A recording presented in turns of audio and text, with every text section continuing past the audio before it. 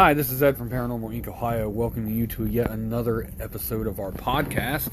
Tonight's show is going to be all about the superstitions of how evil can become upon you, or can it bring it to you. We're going to talk about a few things, get kind of in depth with it, and then I'm going to put a poll on the Paranormal Inc. Ohio group page on Facebook. If you guys have not found it yet, you can go to paranormalincohio.com, and there is a link to it, and you can go to it, and you can participate in this poll if you wish.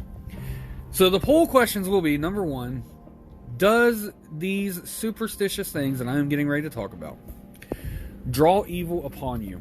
Or, second answer being, is it just a load of malarkey? So, we're going to talk about a few things. We need to talk about how people say that if you're into horror movies, or you like certain rock music, or, just something that's not normal in their eyes, they say it's paranormal, maybe it's normal to us. So, if you listen to all that, does that bring evil upon you? Can it influence it? Sure, I can go with that. But does it bring it on? No. I know for a fact that evil beings, they prey upon the weak and sometimes the mentally unable, like people that are, psychopaths or sociopaths, so on and so forth. I was always told growing up that the music I listened to was going to take me straight to hell. It's going to take me straight to the devil. And I never bought into it. Never did. I don't believe that because I listen to a guy who paints his face and screams and sings about the devil and certain dark things, that God is going to punish me and send me to hell. I don't believe that. Because, in the Bible it says, come to me in rags, come to me as you are, and I will open my arms to you and welcome you into the kingdom. So, that was always said. Then I always heard because, you watch horror movies and you watch slasher movies, like, because we want to watch Jason Voorhees rip somebody apart, that we're liking it too much and we're just feeding into the negativeness of the world and evil to come in and invite itself in and just take over. No, I don't believe that either. It's all make-believe. It's all, like the movies, horror movies, it's all make-believe. Music is just one way for a person to express themselves artistically. Movies can be the same way.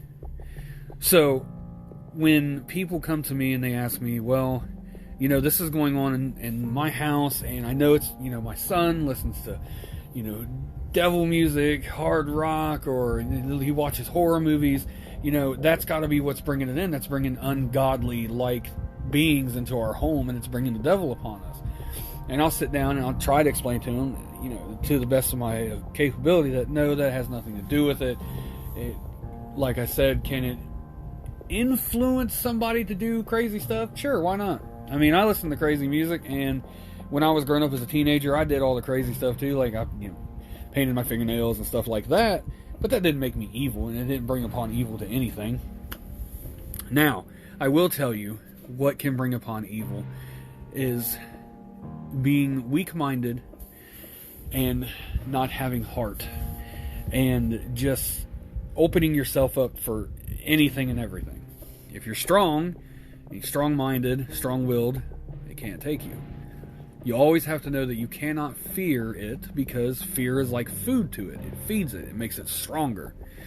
And as you're fearing it more and more, it's eating away at you and making you weaker and weaker and weaker. So I try to tell these people, like, hey, you're focusing on the wrong thing.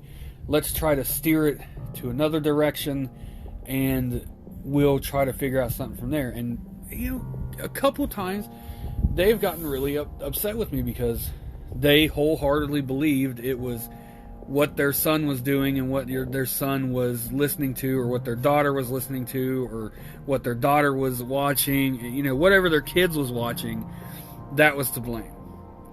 But, they fail to mention that mom's reading a Stephen King book every night, which is horror, and, dad's watching some pretty promiscuous stuff on TV, and that's evil as well.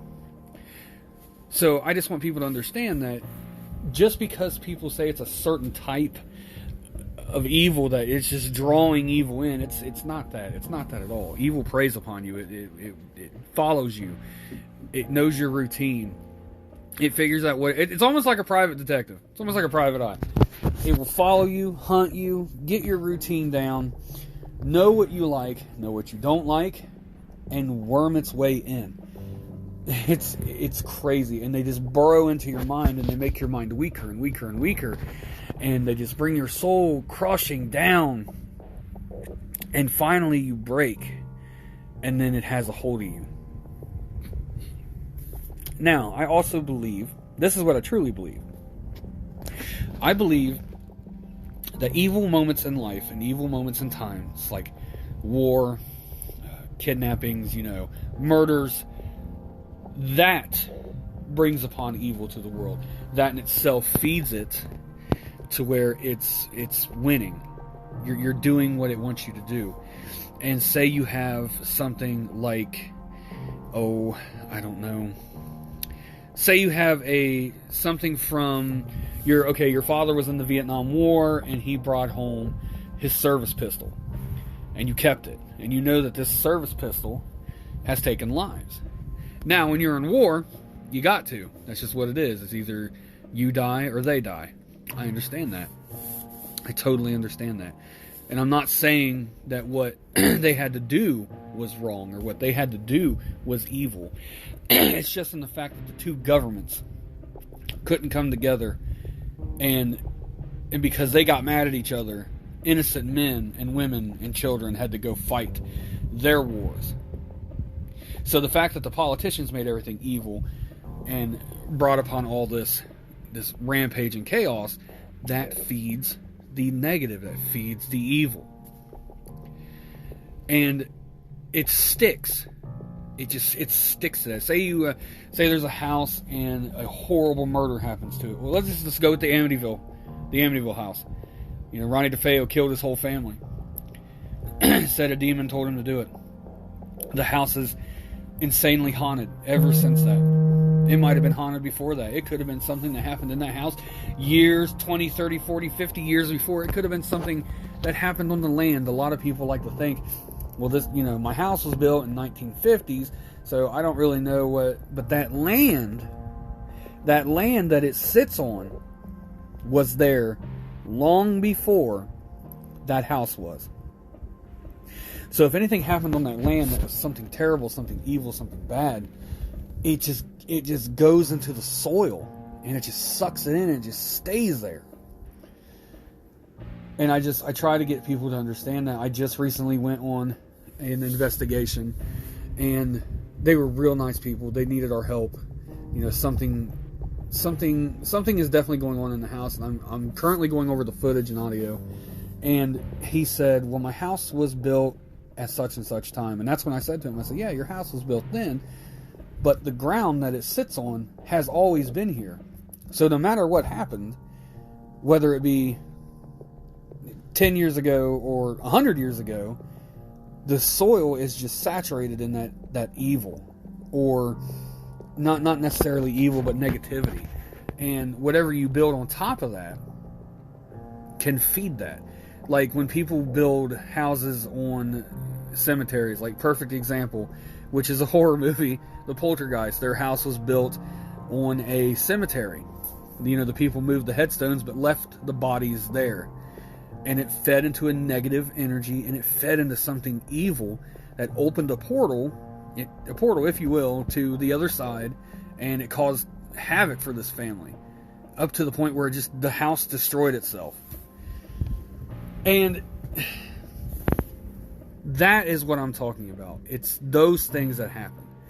Those bad things that happen is what draws evil in. Not because you listen to a song, not because you watch a scary movie, or read a scary book, or tell ghost stories, or, liking the things that you like does not bring that upon you. It is true evil is evil. And like I have always said, Satan is the father of all lies, and Evil's biggest triumph is for it to make us believe it doesn't exist. That way it's so much easier for it to just latch on, because you don't think it's going to happen because, oh, it's not real. You know, people all the time say it's not real. People say they don't believe in this or they don't believe in that, and that's their beliefs. And I'm not here to judge anybody. People believe in what they believe in. That's what makes them them. And I support that. I support with whatever anybody believes in. But you have to understand all sides of the spectrum. So I came on here tonight to try to maybe get a stronghold on that, and to maybe talk about that. And like I said, the poll will be up on ParanormalIncOhio.com on the group page on Facebook. I would really like for you guys to come and answer the question. You know, join the group. We do all sorts of things on there, and the main page we do as well. I do investigations. I talk about my past investigations, which I will do here as well. But this podcast format is something more that I can go even deeper and in more detail to what the paranormal is, to where I believe what the paranormal is. And eventually we will do lives on here, and we can talk together. You can join. We can just have a discussion. And I just want that to build and build and build and build. And I thank each and every one of you that come and listen to this podcast and go to my website, go to my group page, and participate, because you are the guys are the reason why I do this stuff. You know, I love each and every one of you. And again, this Wednesday will be a ghost story at 10 o'clock p.m. on ParanormalIncOhio.com. It will be on the main page and the group page. Friday will be Fear Friday, where you can join us live on Facebook at ParanormalInc.com. And you can join the live. You can watch. You can participate. You can talk, ask questions. I mean, even if you want to, you can. I'll let you join in, and we can have a discussion together on what we believe. So I hope you guys enjoyed this episode, and I hope you guys have a great night, and I will see you next time.